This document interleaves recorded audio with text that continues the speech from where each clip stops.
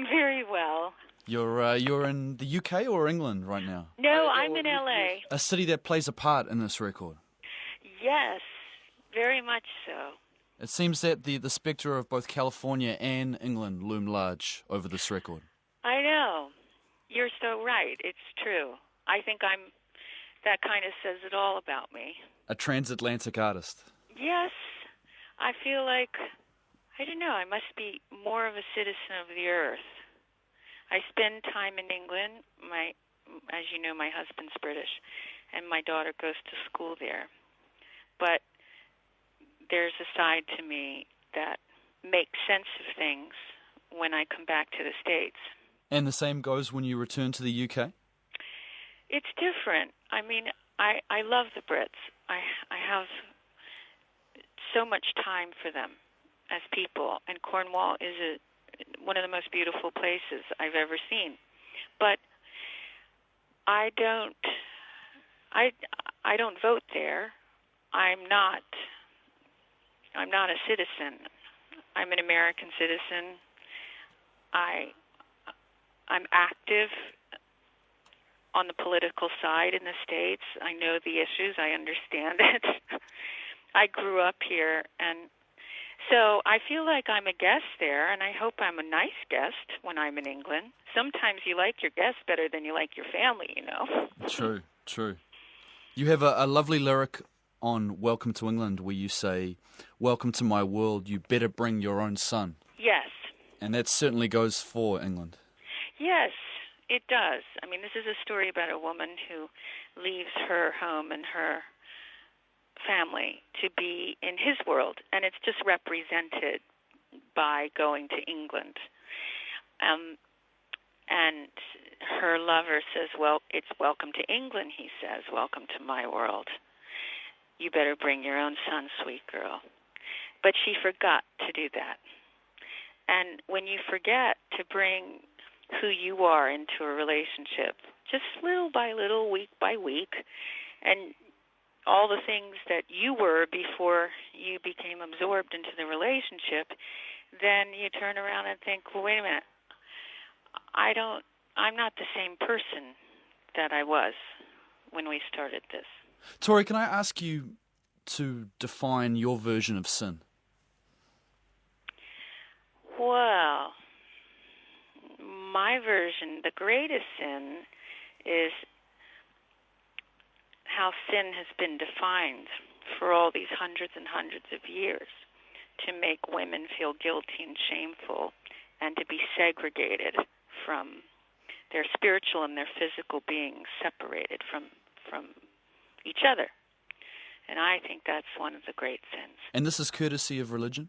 Well, the patriarchy. The patriarchy? Yes. And do you feel that you've been saddled with sin more than others as a minister's daughter? I think in my lifetime, because I'm a minister's daughter, I was given an insight into how the church is able to control the masses by imprinting ideas and opinions. And sometimes it's not the obvious ones. It's the subtlety in the advertising. And so I wanted to explore the idea of erotic spirituality. And the word erotic is really defined in a lot of ways by top-shelf porno magazines. So, don't you see, there's not a lot of spirituality in the word erotic if you look at how it's been defined. So it's reclaiming these concepts and then redefining them, sin, erotica, for yourself. It is a fine balance to walk. It's taken me years, and I think being a mom helped.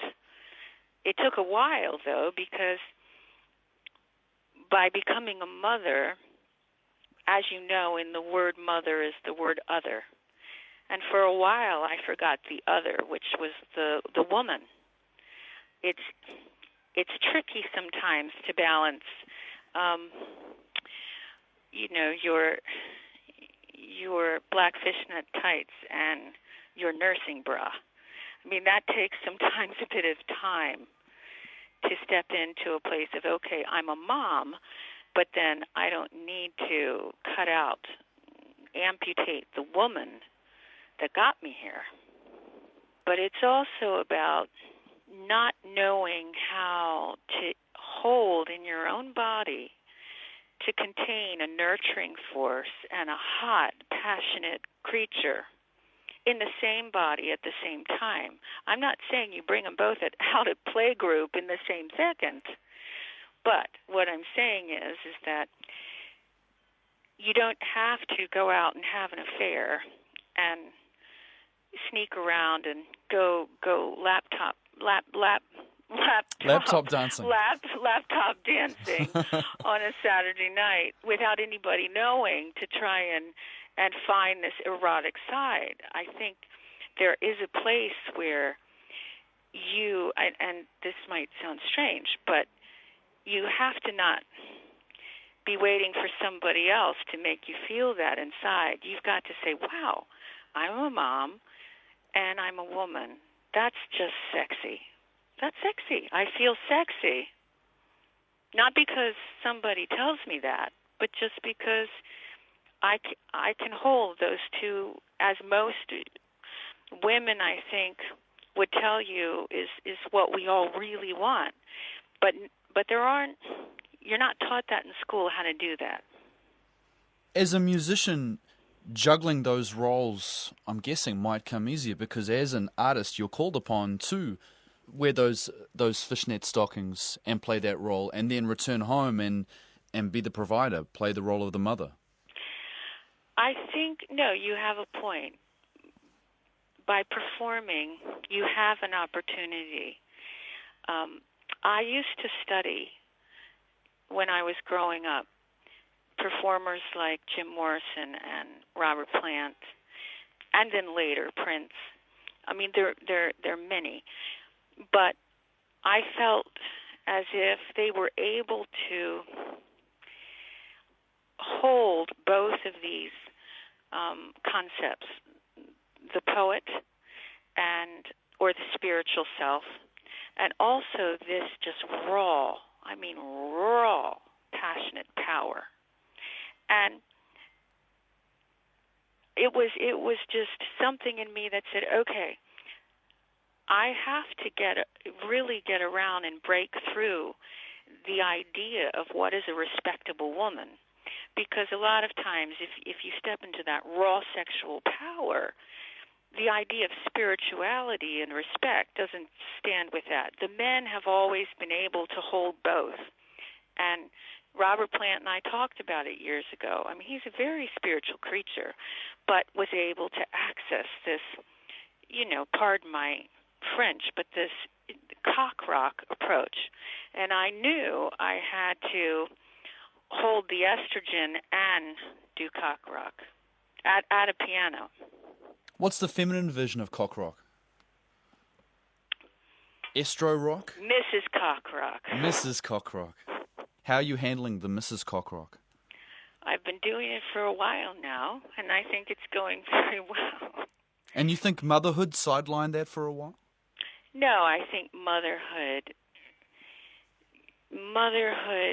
gave me the compassion and kind of, got it out of the posing and got it out of just the image into holding the male inside, the male self and the female self. And that's really important because you can get cast into the idea of a female singer-songwriter, and the first thing you're not thinking about is, oh my God, that's hot. Do you see what I'm saying? And so I wanted to say, no, it's got to be able to traverse all of these different emotions. Sometimes sad, sometimes delicious, sometimes angry, all the different feelings. Abnormally Attracted to Sin does run that gamut. Yeah, that's what I was hoping I could capture because I was feeling all those different things. It's been such a tumultuous time for everybody. Just so many changes for so many people. I don't know how you can't be affected. Even if you still have your job, it doesn't mean that you're not affected. People are moving away. Relationships are being torn apart. So the songs were coming out of these very, very turbulent times. How did the financial crisis inspire and influence this record? Well, the financial crisis is the tip of the iceberg to the domino effects that it had. People losing everything they had, people losing their jobs, and the bleakness that has caused for so many people, telling your kids you can't go to college because you can't afford it, so lives are being changed. That's what's happening. People's lives have been changed. And I wanted to talk about the feelings that were raw and potent and painful, and how people were then maybe finding strength and surviving it. Maybe California was very much a song that came out of this. In order to do that, do you have to inhabit other personas? Do you have to look at how it might affect someone that's not in your world? What usually happens is I have to have some kind of experience that stay with me, because I know people will roll their eyes, but I have to have an experience where I can at least somehow understand the frequency. Imagine that they don't let you in to the black ops room of the CIA unless you put up your hand, and you have the right print and it reads. Well, I have to be able to have the right handprint for a song to be able to come, or I cannot write it. And do you have a fan base that offers up those stories to you, that will approach you and offer up a story which you can then riff on for a song? Well, I don't need to exploit them in that way. I can sit in a coffee shop and watch it happen, and if I've had something occur in my life, I have to remember what I told you. I have to have the experience somehow that is somewhat similar, or I can't write somebody else's story.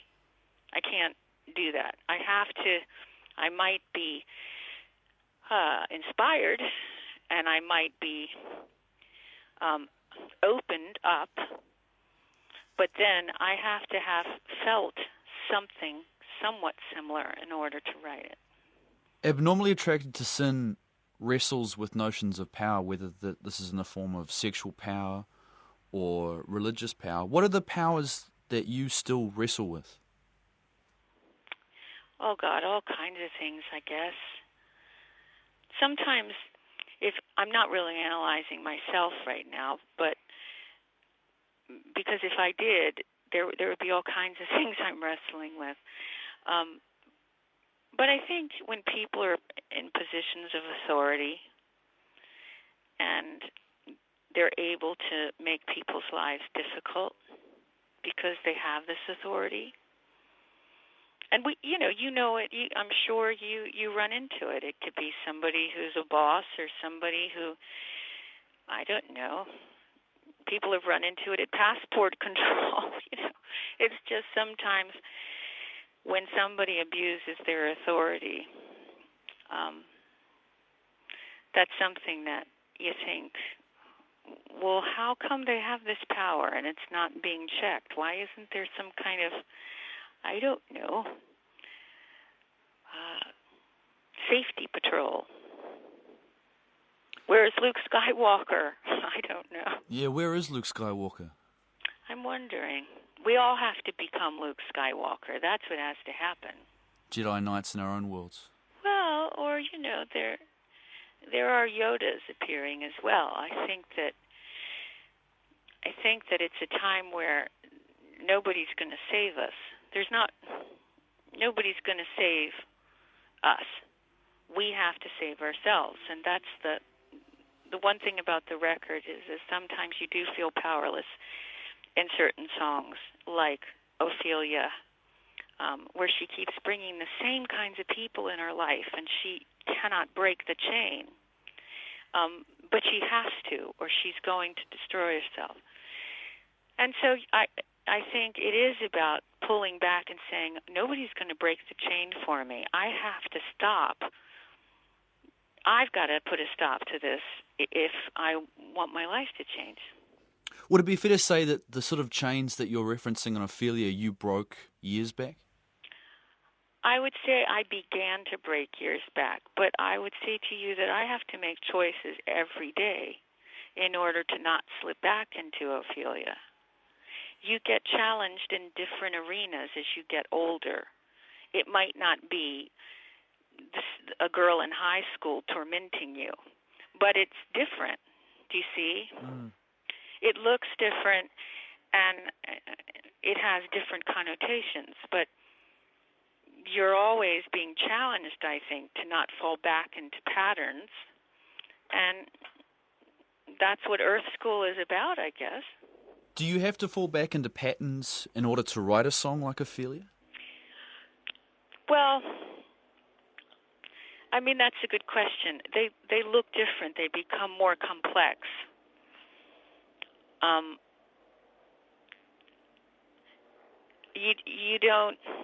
You're not as naive as you were 20 years ago. But again, the challenges get more difficult. I feel like it's a game of Myst, the further you get on in the game. A game of what, sorry? Yeah, Myst. Do you know that game, Myst? I do know that game, actually, that video game. Well, as you go further and further and further, you have to be able to recognize, hang on a minute, this just doesn't feel right. I'm not doing this. And sometimes you walk into something and you think, God, how did I get here? How did I get involved in this again? And we all do that. No matter how old you are, at 45, I learned things.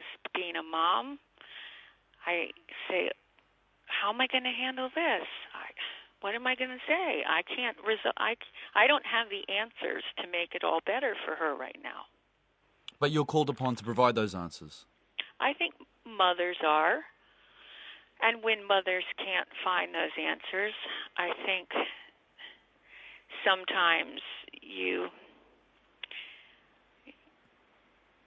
just wish you could. Sometimes you can provide the answer, and sometimes you realize it's not for you to figure it out. It's for them to figure it out.